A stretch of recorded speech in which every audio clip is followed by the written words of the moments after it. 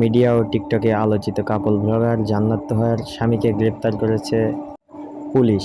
তাদের বিরুদ্ধে অভিযোগ, টিকটক এবং সোশ্যাল মিডিয়ার ফাঁকে ফাঁকে তারা বিভিন্ন জুয়ার সাইটকে প্রমোট করতো এবং ভিডিওর মাঝে মাঝে বলতো নামে বিভিন্ন ওয়েবসাইটে কাজ করে প্রতারিত হয়েছেন। প্লিজ তুমি চলে আসো, তুমি জানো আমি তোমার ছাড়া থাকতে পারি।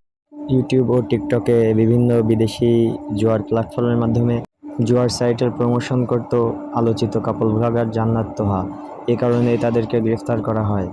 তারা দীর্ঘদিন ধরে পুলিশের কড়া নজরদারিতে ছিল এবং পরবর্তীতে পুলিশ এসে তাদেরকে এই কারণে গ্রেফতার করে মিরপুর মডেল থানাতে আটক করে এবং এ ঘটনার পরে জান্নাত লাইভে এসে কান্নাকাটি করে এবং দেশবাসীর কাছে ক্ষমা চেয়ে এবং পুলিশের কাছে ক্ষমা চেয়ে পুলিশকে তার স্বামীকে ছেড়ে দেওয়ার জন্য অনুরোধ করে। ছাড়া থাকতে পারি না, তাও ওই চলে গেছে।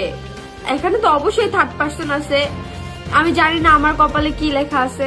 জানা গেছে ভারতের একটি জুয়ার সাইটে এজেন্ট হয়ে বাংলাদেশে কাজ করেছে জান্নাত তোহা এবং তাদের সাথে ছিল এবং অন্য আরও, এবং এক একটি জুয়ার প্রমোশনের জন্য তারা প্রতি ভিডিওতে 20 থেকে 50,000 টাকা মতো নিত।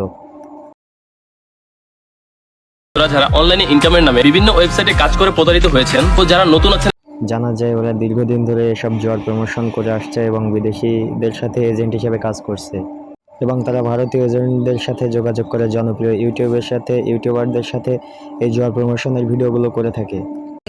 মাত্র 700 টাকার একটি কোর্সে সফল কন্টেন্ট ক্রিয়েটর হতে পারবেন। সো গাইজ, এই কাপল ব্লগারদের নিয়ে আপনাদের কি মতামত অবশ্যই কমেন্টে জানিয়ে যাবেন এবং চ্যানেল নতুন হলে সাবস্ক্রাইব করে পাশেই থাকবেন। আল্লাহ হাফেজ।